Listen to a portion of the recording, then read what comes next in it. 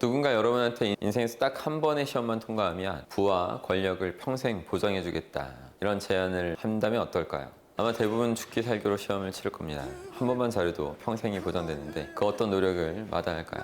김새는 소리일 수 있지만 평생이 보장되는 시험이나 기회는 없습니다. 설사 그런 기회가 있다 쳐도 그렇게 확실하게 보장되는 삶을 쫓아가다 보면 결국 행복하지 않은 실패한 인생이 될 뿐이겠죠.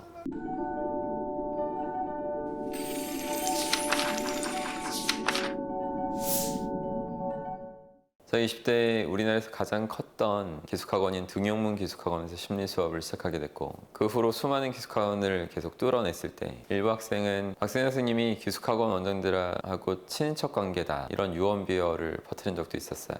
아니면 어떻게 이렇게 모든 유명 기숙학원에서 박승현 선생님 심리 수업을 하게 됐는지 이 도통 이해가 안 간다면서 그런 의구심을 품은 사람도 있었던 거죠. 하지만 단언컨대 저는 그런 친인척 지간이 아니고 기숙학원 원장님들의 인맥이나 온정에 기대하지도 않았었습니다. 그저 학생들의 심리를 안정시킬 수 있는 최고의 지식을 가다듬고 학생들을 변화시킨 그 많은 증명을 갖고 원장님 한 분 한 분씩 설득시켜낸 거죠. 만약 제가 중간에 게을러졌거나 기본을 놓치기 시작했다면 원장님들의 눈치만 살피게 되고 제 수업을 계약을 통해서 보장해달라고 요청했을 거예요. 하지만 저는 항상 탁월한 강의를 했고 수많은 기숙학원에서 결과를 냈기 때문에 계속해서 근 20년간 이렇게 수업을 진행할 수 있었던 것입니다. 오히려 보장된 삶을 포기하니까 제 수업의 질은 계속 날로 더 높아지고 더 많은 사람들을 효율적으로 도울 수 있게 된 거죠. 동물원에 사는 동물들은 야생으로 돌아가면 금방 굶어 죽습니다. 매일 같은 시간에 먹이가 주어지는 그런 보장된 삶을 살다가 사냥의 본능이나 기술 등을 상실한 거죠. 의존적으로 변한 동물은 자급자족할 능력을 잃고 타인에게 길들여질 수밖에 없습니다. 보장된 삶을 추구한다는 건 누군가의 온정과 보살핌에 기대해 버린다는 것을 뜻하죠.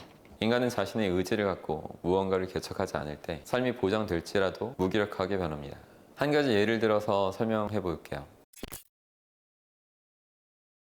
노인을 대상으로 아주 극진한 간병 서비스를 제공하는 요양원이 있었어요. 직원들은 노인들이 조금의 불편함도 겪지 않을 수 있도록 계속 지극정성으로 돌봤죠. 하지만 직원들이 모든 일을 대신할수록 노인들은 더 무기력해졌습니다. 어떤 이들은 건강이 나빠지기도 했죠. 미국 예일대학교의 심리학자인 주디스 로디는 해당 요양원을 대상으로 독특한 실험을 합니다. 노인들이 할 수 있는 일은 스스로 하게끔 내부 방침을 바꾸고 그 변화를 관찰한 거죠.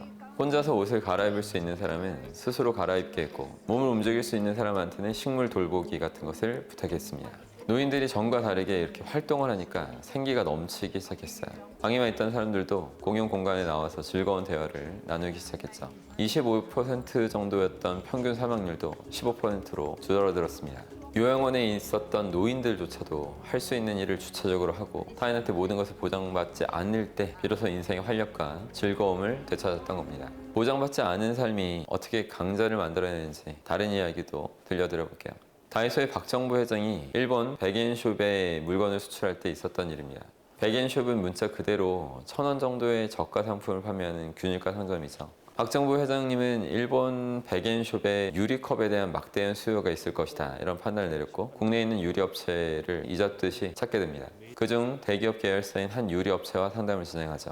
박정부 회장은 일본에서 100엔에 팔 수 있는 가격에 맞춰달라고 요청을 합니다. 1,000원에 팔리는 유리컵은 들어보지도 못했기 때문에 유리업체 담당자는 이런지하에 거절해버리죠. 하지만 오랜 기간 산업 현장에서 일해온 박정부 회장은 공장장과 함께 공장을 둘러보면서 생산 공정에서 일하는 비효율을 최대한 줄이고 원가를 절감하는 방법을 모색합니다. 연구를 진행하다가 100만 개를 계속 생산한다면 원가를 크게 절감할 수 있다는 것을 깨닫게 되죠. 박정부 회장은 일본에서 통할 몇 가지 유리 제품을 선별했고 첫 주문으로 300만 개를 주문해요. 그러니까 유리업체가 사기치지 말라면서 놀랄 정도로 아주 어마어마한 양이었던 겁니다.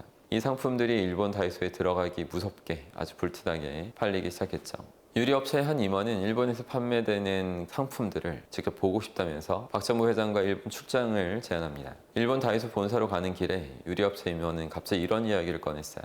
장기적으로 안정적인 공급 체계를 갖추기 위해서 연간 공급 물량 보장 계약서를 500만 달러 이런 식으로 써주시면 어떻습니까? 박정부 회장님은 이 말이 끝나기가 무섭게 노발대발하면서 대답했습니다. 물량 보장 계약이라뇨? 그런 얘기 하려고 따라오신 거면 여기서 돌아가는 게 좋겠습니다. 그러니까 박정부 회장님의 생각은 품질이 좋아서 잘 팔리면 추가 주문이 들어오는 게 당연한 거고, 품질이 나빠지거나 소비자들이 원치 않으면 도태되는 것도 아주 자연스러운 흐름이라는 거죠. 모든 업체는 각고의 노력을 통해서 주문량을 유지하거나 늘릴 수 있게끔 계속해서 품질 관리를 해야만 하는 겁니다.